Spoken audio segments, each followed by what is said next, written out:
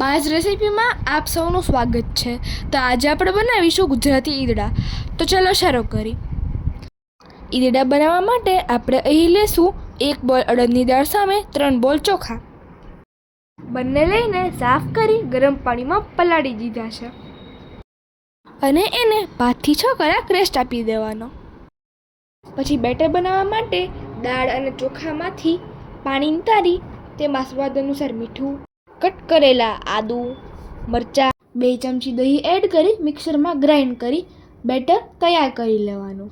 પછી આ બેટરને 4 થી 5 કલાક રેસ્ટ આપી દેવાનું। પછી ઈદડાને સ્ટીમ કરવા માટે એક કઢાઈમાં પાણી ગરમ કરવા મૂકી દેવાનું।